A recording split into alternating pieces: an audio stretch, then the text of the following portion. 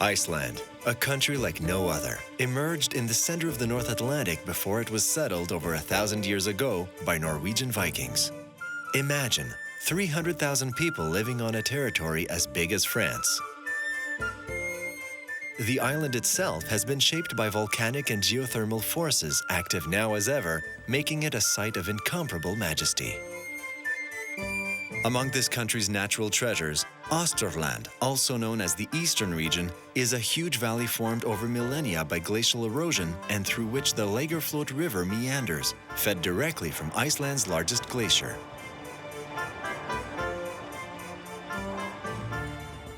The central part of the river widens at the city of Eyjólfsstaðir, forming the lake called Logurinn, or Lagarfljót, which at first glance has the appearance of being just another tranquil body of water.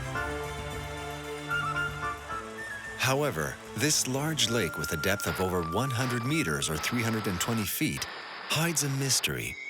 For several centuries, a giant worm known as Lagarfljótamurinn was sighted in the lake. Living witnesses number in the dozens. Recently, one of them even managed to capture images of the creature. Já, maður alltaf trúað að ormurinn væri hérna, Lagarfljótsormurinn væri í fljótinu. They saw something move up and down, humps or something. People have been seeing these kinds of humps coming up from the lake surface. Well, we have the records of some kind of a monster living in the lake. The first record is from 1345. Many hundred years ago, the worm was believed to be very dangerous. I think there's a creature there. There's something alive down there. I always have a camera in my car when I travel around the lake if I would see something. I would describe it as something very huge. It's enormous in size. I mean, every child here in the area can tell you the story about the monster. I think the Lagarfljótsormurinn is really big, ugly, and scary.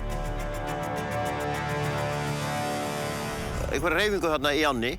Þetta svona hlikkaðist til og frá eins og snákur.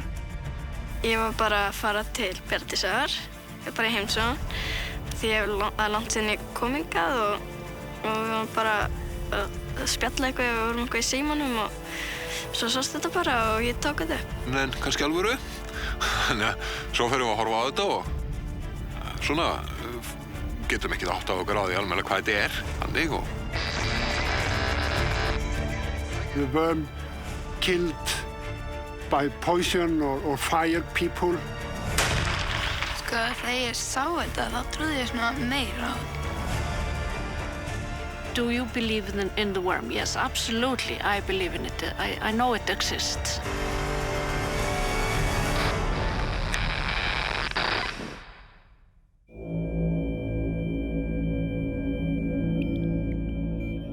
The Lagarfljótamurinn lives in Lagarfljot, the third largest lake in Iceland, spanning 53 square kilometers or 20 square miles. Filled with sediment from the glacier that feeds it, the lake's gray color and opacity have helped keep this mystery alive. This lake is, it's deep. It goes down to at least 112 meters. The glacier dug it down in the ice age. It has a very, very much volume because, well, the surface of the lake, the altitude of the surface of the lake is about 20 meters above sea level. But the bottom of the lake, well, where it is deepest, it is more than 112 meters deep. We have this 80 meters below sea level of the lake, and that is rather unusual in Iceland. It's not transparent, as many lakes are, because it's glacier water. So I believe there is a creature down there. And on the bottom of the lake, also because of the glacier river that runs into it, we have a very thick layer of clay, of sediment from the centuries that the glacier rivers have, washed into it. When glaciers melt in Icelandic mountains, rivers filled with sediment carve a path to the ocean.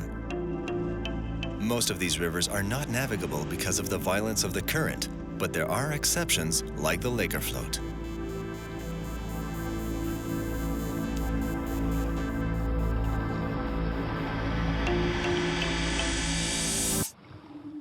Among the residents who live around the erosion basin, the famous Lagarfljót Lake, everyone knows at least one person who has seen the terrible creature emerge from its surface. The people that has told me the story of the worm are people I trust very much. My neighbor, Valdimar, he's a very down-to-earth person, and he was working with several other men putting a telephone cable in the lake, and they had a lot of trouble with the worm because he bit the telephone cable. Það var aldrei neitt vafi á því eftir við sáum hvers konar meðferð kapallinn hafi fengið að þarna var eitthvað óhemju sterkt, mikið afl sem gat gert þetta. Kapallinn var, eins og ég sagði, svo sterkur, sérstaklega framleiddur. Þetta kallað armering, þessi styrking utan á köflunum, og ekkert venjulegt afl getur gert þetta. Þetta eins og að vefja upp járnkarla að gera þetta. Svoleiðis að við verðum bæði hræddir og hissa þegar við áttuðum á okkur á því hvað við höfum gert. Ekki neinum vafa það að þarna var sá gamli á ferðinni. It was totally unexplainable how it could be twisted so much because it was so strong that they thought it was impossible, and the technicians there, they just had no explanation of it other than this very good explanation that it had been in contact with the monster. And the monster didn't like this cable to go over its back. Very young by the standards of Earth's timeline, Iceland emerged from the bottom of the Atlantic some 20 million years ago as the result of volcanic eruptions. Inhabitants live under a constant threat from 130 active volcanoes, which may explain why this state is the least densely populated country in Europe, with only 3 people per square kilometer. We are here in Iceland, actually in the eastern part of Iceland, or East Iceland as we call it. And this part of Iceland is renowned for a very good weather. Most Icelanders know it for that they want to come here for summer holidays because of the good weather. We are here in the valley of Fljótsdalur, or the Fljótsdalur Valley, and through it runs this river, which is a glacier river coming from all the way from the Vatnajökull glacier. And so that runs here into the river, and the rivers run into the Lake Lagarfljot, which is actually a river all the way to the ocean, but, well, a river lake.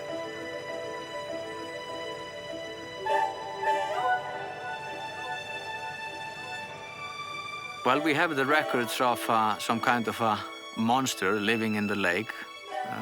The first record is from 1345. So it's quite old, and it's mentioned actually in all the annals or the chronicles of Iceland through the centuries. Some sightings every century.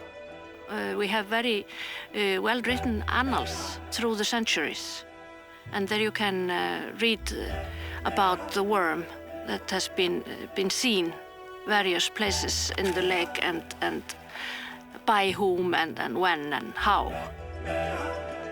The presence of religious missions allowed Iceland to keep a fairly accurate record of its history. Icelandic annals make explicit mention of the appearance of a monster here and there over the centuries, beginning in 1345. I was surprised to see how much was written about it. We have a lot of descriptions of old parishes in Iceland that also tell us about the life of the people and the nature. And even there, you have several times stories about the worm.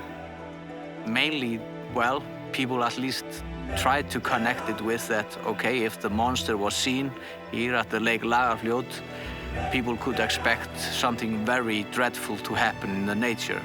Some eruptions, earthquakes, or a very hard winter following. So it was this belief that it occurred only when something dreadful was going to happen.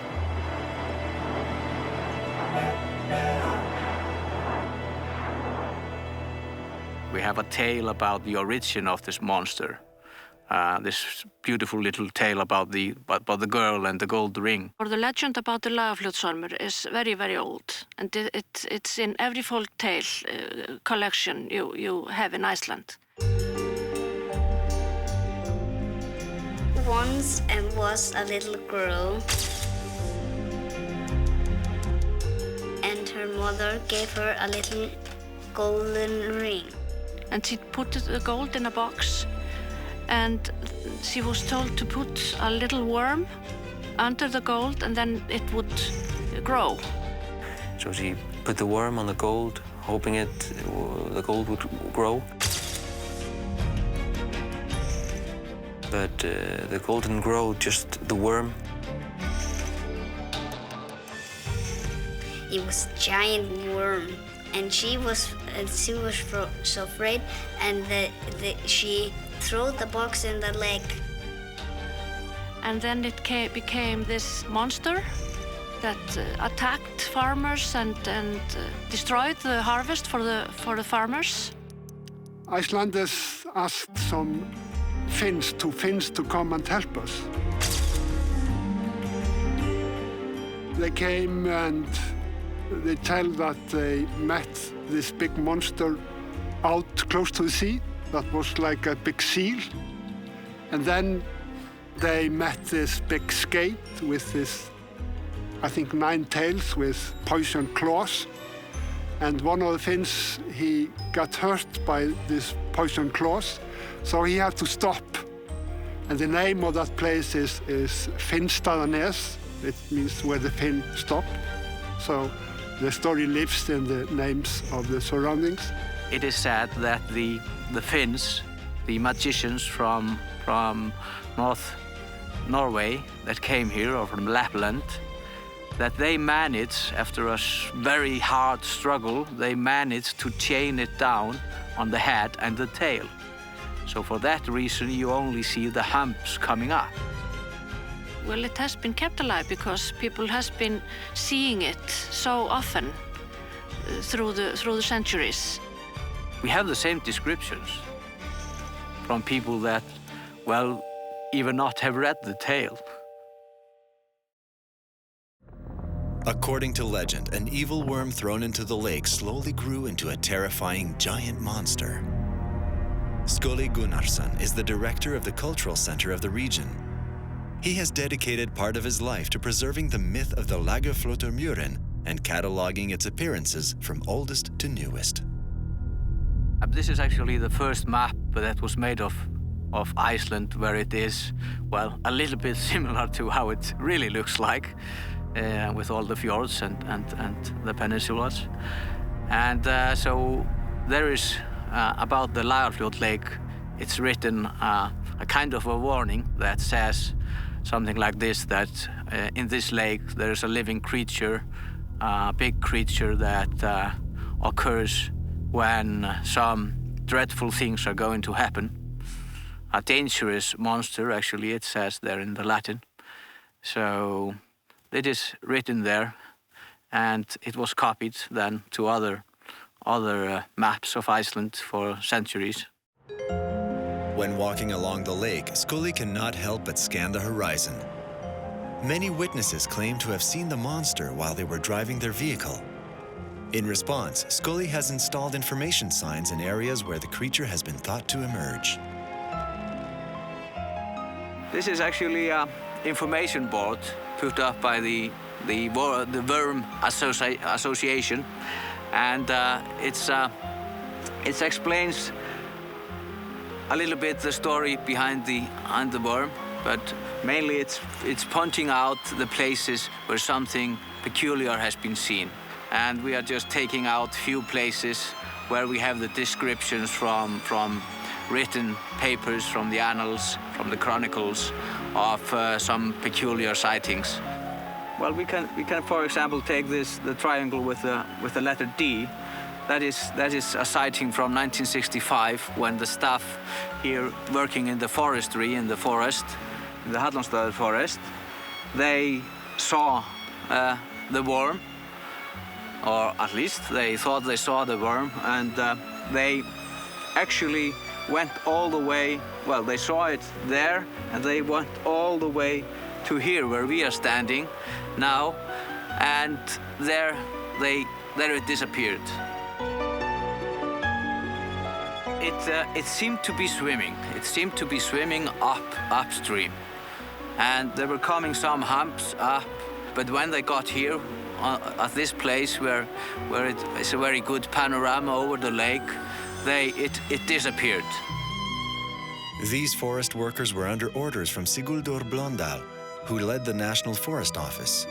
His daughter Sigrun, a historian, has pulled archives from the time period to try to understand what happened. I think it was in 1962 that my father was looking out of the window where he lived, and suddenly he saw something rise from the lake, and he called my cousin that was there too, and my brother. They saw something move up and down, humps or something, move up and down for 10 minutes, and they all three watched it through the window very clearly. And my father he's a scientific person. He's very pragmatic. He was a forest warden, so it was very clear to him that it was a worm he saw, and he's never denied that. He's always convinced that he saw the worm.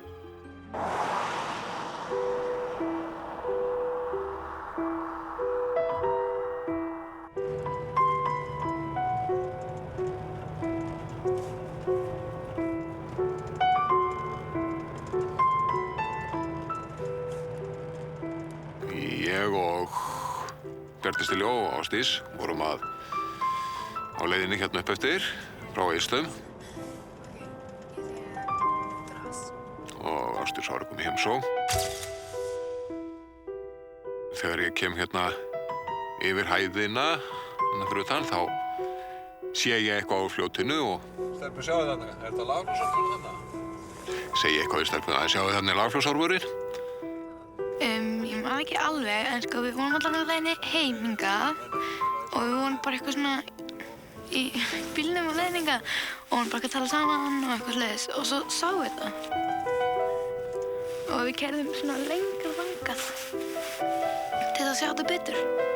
Þannig að ég hélt að þetta væri bara svona ormur svona eins og lifra eða eitthvað neginn. En þú veist, ég sá ekki beint hvernig þetta var, sko. Það var bara eitthvað svona gusa upp á vatninu þegar ég tók þetta upp hana.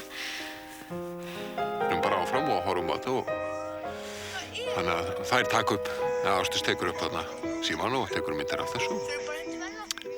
Þannig að, þannig að við teljum að við séum Lagarfljótsorminn þannig. Ég hélt bara strax að þetta var Lagarfljótsormurinn, sko. Nei, ekki fyrir en ég setti þetta á YouTube og bara þegar fólk voru að tala með mig þetta. Hvað þetta?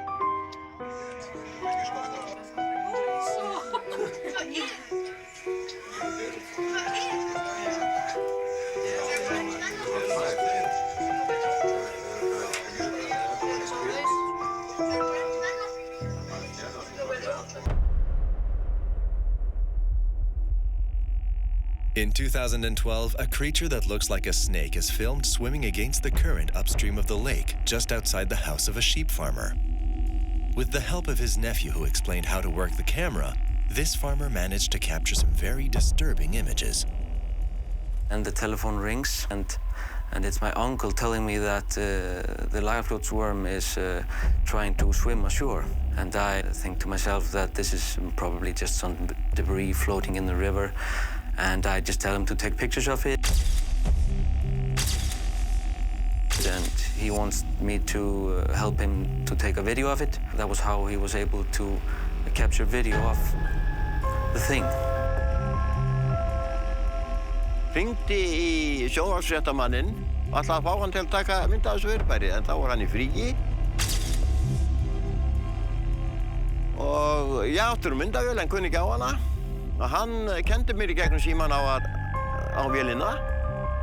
Og ég tók mynd af þessu fyrirbæri þarna í ánni, sem að ég tel og mun halda mig við að hafi verið ormurinn eða þá afkvæmi ormsins. They weren't very interested at first. They asked me to send them the video, but they did not put it on the 7 o'clock news in television. They only put it on the web. And a few days later, the editor of the web, roof.is, calls me up and tells me that the web is almost crashing because thousands of Japanese people are watching the video. And so then we realized that maybe this was something big. And then we did a television news story on the video, but the video and the worm was not the main thing. The main thing was the attention that the video had gotten from Japan and also from millions of people that had watched it on YouTube.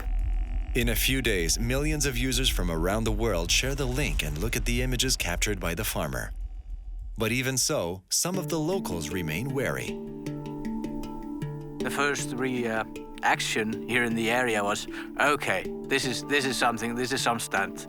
They've been planting this there in the river and making this look like a monster or something like that. But I knew, of course, that couldn't be the fact. I mean, he wasn't even able to be ready with a camera. So after the video got so famous online, camera crews and newsrooms from around the world started sending people to Iceland, and at times it was almost crowded here with reporters, and I was constantly answering questions, helping people out, directing people who to talk to. I was busy because of it, and my uncle as well. He was very happy. Suddenly he was world famous, and the farmers from around, they were envious, and he was the talk of the town. Já, ég tel mig með góðri samvisku geta trúað á Lagarfljótsorminn. Eftir þetta þú hefur reyndar alltaf trúað á hann. Ég búinn að sjá orminn, taka mynd af honum. Og því ættu menn ekki geta trúað á orminn. Jafnvel þó menn hafi ekki séð hann. Menn trúa nú á Guð. Hafa menn séð hann allir? A country of legends, Iceland has been the land of elves and trolls since the passage of the Vikings in the Middle Ages. But the Lagarfljót is something else. The legend of the worm is, I think, more alive in our thoughts than maybe the elves and trolls. You look at the elves and trolls more like a folk tale. Maybe you know the Icelanders, they believe in elves, they believe in trolls, they believe in hidden people and hidden things, and some people, they see it, and they believe that they see something. If it's only in their heads or if they are really seeing something, I can't tell. But my father has seen the worm in Lagarfljot, and my brother has seen it, and my neighbor has seen it. So it's you don't. It's hard to deny the legend, the story, when people stand before you, in front of you, and tell you that they have seen the worm.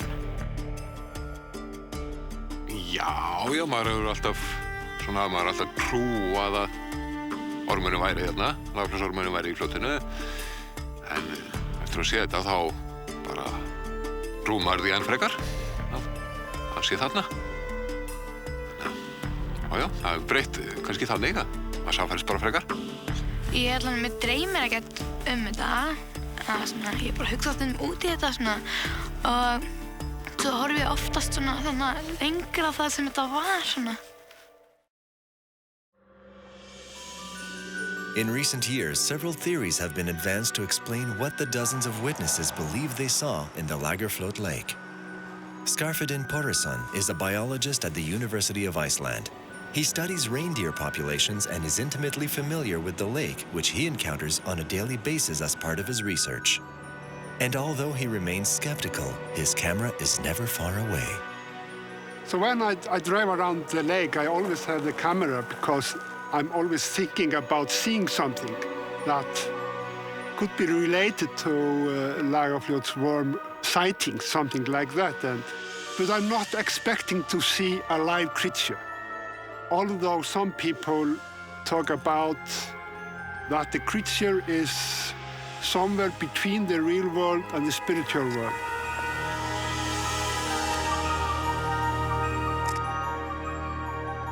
I don't believe that a real creature exists, but I believe that many people, they sense or feel something that they say is a creature. I can't believe it because the creature have to eat, you have to breathe, it have to breathe, and I don't think it's an environment for a creature to do that in this lake. If it's a fish-like creature, it have gills. But if it's something like a reptile, like Nessie in Scotland, Nessie is, people that believe in Nessie believed it was a plesiosaurus, a reptile. But they became extinct 60 million years ago. The oldest rock in Iceland is only about 15 million years old. And the lake is young. So it's difficult to see what kind of creature should live in the lake. It would seem, therefore, to be impossible for a giant creature to survive in Lagarfljót Lake. But thanks to the high quantity of sediment and glacial debris found in the lake, conducting a proper survey of what exactly is in the water is difficult. The water running into it is a glacial water, so there's a lot of floating sediment. The lake go down to more than 100 meters, and the sediment is very thick. Up there, it's 100 meters thick, and in the sediment we have vegetation coming from the wood on the sides of the lake. This vegetation trapped in sediment ferments in the depths of the lake and can release pockets of gas that then rise to the lake's surface. So maybe we have some small earthquake or something happen, and the bubble goes up, and then they look like a humpback on the water. Gas sometimes comes up from the bottom of the lake like it's erupting. Gas can erupt from the bottom of the lake, so it looks like something is rising from the lake, but it's actually just air and leaves and debris. If you go back, I think some 400 or 500 years ago, narrow-minded public people, when they see something strange, like in this lake, the worm is not the only creature here. There's a big seal monster out there, and then we have a skate, the fish, with tails, and on the tails we have a poison claws. And I think it's not hard to imagine that maybe a walrus visit this place out there, and some local people that had never heard about walrus saw something with big teeth, and they tell others and so on, and it changed to a monster. But it's also in our subconsciousness, I would say, because we have, just as in other places where you have some kinds of tales and some mysterious things, you have these taboos, usually. One thing that if you go to a person here in the region and you ask, can I have a trout from the lake? Or you will probably get the answer, no, the trout from this Lagarfljot lake, it's unedible. It's so bad tasting, and so you don't want that. But that is not the fact. I mean, the trout from the lake, the meat of the trout is a little bit lighter because of the color of the lake, but it's not bad fish to eat. And then the other thing is that why are no boats on the lake? Well, you haven't seen any boats on the lake. Then you get the explanation, oh, the waves of the lake, they are extremely sharp. They are much sharper on this lake than any other lake you can find.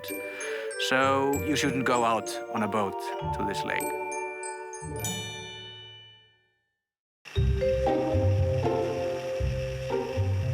I think that in Japan, as in Iceland, there are a lot of myths. And I believe that when you have a monster video, you have to have a myth to go along with it. And here, that happened, and I think that explains why this video that Hjörtur captured has gotten so much attention, international attention, and maybe especially from Japan, because they have similar myths. At some point, a TV crew came in from the United States, and they did all sorts of tests. I think that the tests that the American crew made don't prove that the video that Hjörtur took is fake. It only proves that debris floating in the river can look like a monster is swimming, but that doesn't tell us anything about what Hjörtur actually captured on his film. And what about the strange phenomenon captured on camera in Birgir Brageson's car? The video that the girl shot of some phenomenon, something happening on the lake, I think it's just some weather phenomenon. It's a little cyclop going over the water.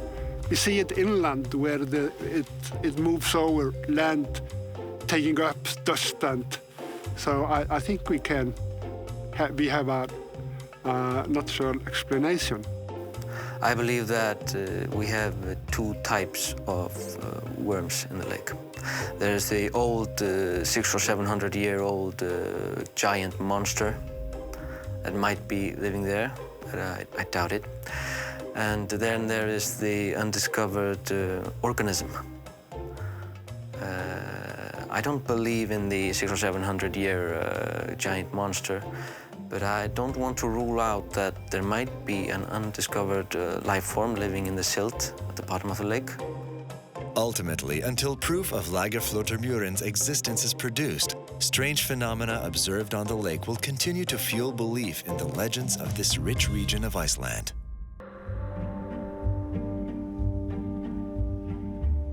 The children of the city of Eyjólfsstaður have a particularly fertile imagination. How could it be otherwise, given that their school is located just across from Lake Lagarfljot? I think young children, they believe very clearly in it. They absolutely believe that the worm is alive. And I asked my son, that is 8 years old, do you believe in the worm? Yes, absolutely, I believe in it. I know it exists. And he described it for me, what it looked like. So it's very, very clear in his mind. It's important because it's part of the community and part of our history, and it's linked with the imagination of the kids. When they do arts or drawings, something like that, they often draw the worm, and it helps them with their imagination, and it comes out in that way. And we use the saga when we teach them about the area, history of the area. It starts with there was a little girl, and her mother gave her a little gold ring. That she opened the box and she was very afraid. Then the worm began to grow, and he grew bigger and bigger. Here he threw the box in the lake. And now here, this is for the end of the story.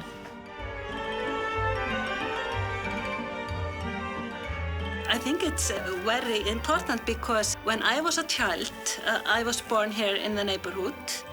We really believed there were monsters in the lake.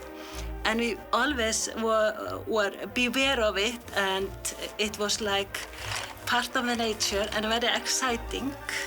We are trying to keep it alive because, of course, it's nice to have a monster because today it's not eating people anymore. So you don't need to be afraid of it. This thing is made from clay, and this is special for me because my daughter was very young. She was in 2nd class, and she decided to make Lagarfljótsorm. And I did not tell her to make Lagarfljótsorm. It was her decision. It's not big deal. It's not big deal. There are trees here around us, and it's also not big deal. There's mountain and there's lake and there are houses and we have this environment. And we have also this creature in the lake, and it's not big deal. It's just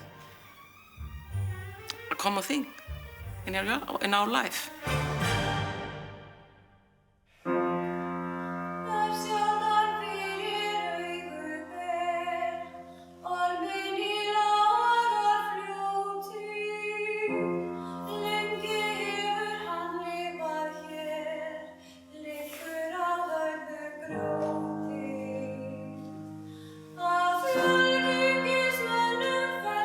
The Lagarfljót plays an important role in the cultural and folk identity of this part of the country, where residents treat the mythical creature with great respect. There is no talk here of making a promotional or commercial effigy to attract tourists. Main reason I think Icelandic people come to visit Fljótsdalshérað is it's so green. We have the trees here that most part of Iceland, they don't have as much trees as we do here. People love to visit because it's a great destination for families, and it has a beautiful scenery. People travel to the area. They do know that the lake is home of the Lagarfljót's worm, because it's a really popular children's story, and probably most of Icelandic people have heard the story at some point in their life. And we use it as our symbol for the municipality. And that tells us how important he is for us. And you also see artworks, several artworks in Eylstad and this area that are formed as a worm.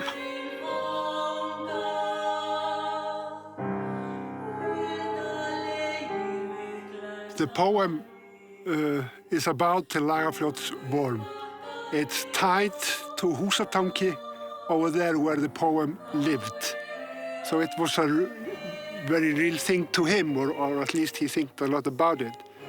And my daughter took this poem and made a tune and played it on a piano, and my wife and second daughter performed it in the church in Eylstad last year.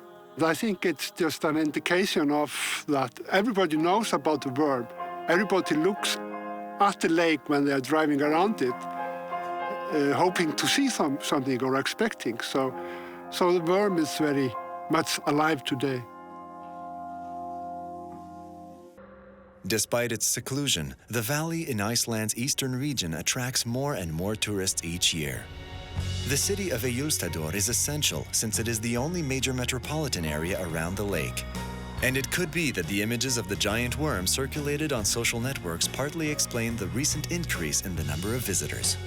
Tourists are coming to Iceland mainly because of the nature. That is the statistics says so. And then the second thing is the culture and heritage. But people here, I think they realize that, okay, maybe people are more interested in something like our worm monster than we thought, actually. Meet the Locals is a program that we are doing, Tanni Travel, with local people in East Iceland, where we invite people to come as guests and saying goodbye as friends. We invite people to local homes where they can either have dinner or coffee and a chat with local people how it is to live here in the area. And our tour around the lake, life around the monster lake, offers you to see the monster if you're lucky or not lucky, and to meet local people and ask them by yourself how it is to live by the lake.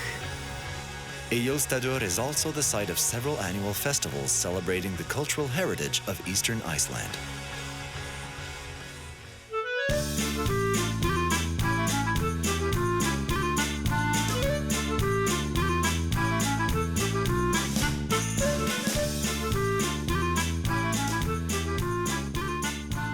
The possible existence of a strange creature in Lake Lagarfljot provides a pretext to hold the region's most important annual festival, Tormented, which opens with a big party. Each August, visitors from across the country come to attend the parades, concerts, and cultural events that animate the city for an entire week.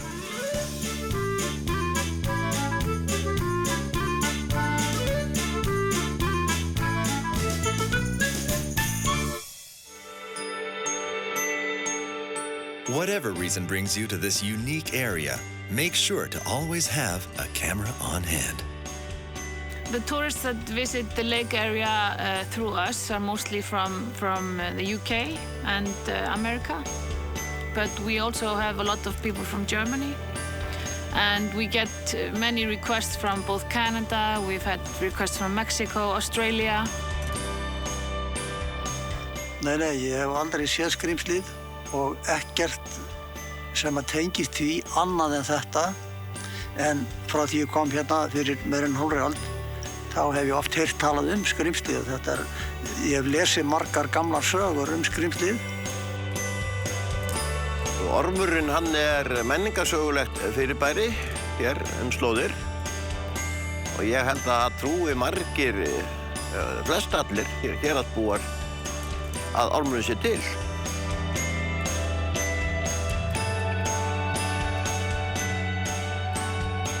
When you come to the lake area here, or the lake district here, it's, I think you should always be aware that there might be something moving under the surface of the lake, and just very, very occasionally it occurs above the surface.